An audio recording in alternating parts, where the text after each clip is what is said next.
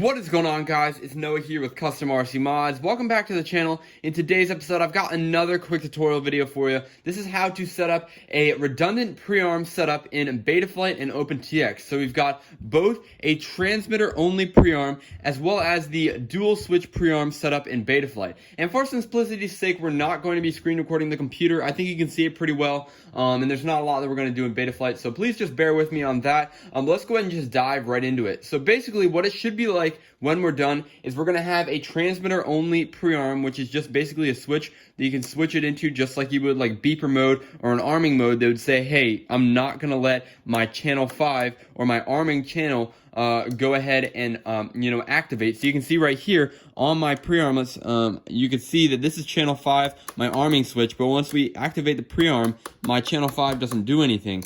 So basically, this is pretty simple, and all we're going to do is we're going to go into the model key, we're going to go all the way over to special functions, which is the one that looks just like that. And as you can see, I set up this line right here, which is override channel 5 to -100. And I did that for both the middle and lower positions on this switch right here, which is SD, as you can see right there.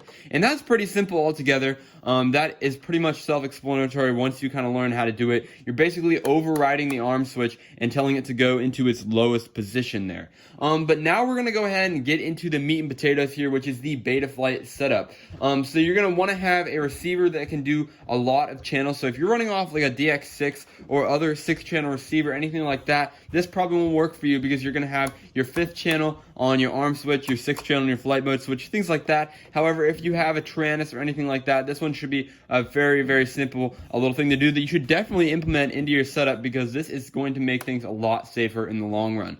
So essentially what this is it's going to be using your momentary switch here, and it's going to be only letting the quadcopter arm when you're holding down the momentary switch, just like that. So when the momentary switch is off, then you can see this thing is not going to do anything in Betaflight. So this is controlled through the flight controller board rather than through the transmitter there. So let's go ahead and go into the model key, and you're going to need to assign your switch in the mixers tab here. So as you can see on channel 9, I've got switch SH, which is this one right here. You just need to go ahead, go in there, select edit, then scroll down and select the switch, which is the momentary switch you want to select, and then it should show up in Betaflight. So we're going to go ahead and plug the quad in. Today I've got the Schizo Nova build here on the bench, and as you can see, our crossfire telemetry has been recovered there. We're going to go ahead and connect into Betaflight here. Hopefully you can see this pretty well. And then we're going to go right over here to our receiver tab first, and we're just going to go ahead and verify that the momentary switch is registering on an auxiliary channel. As you can see,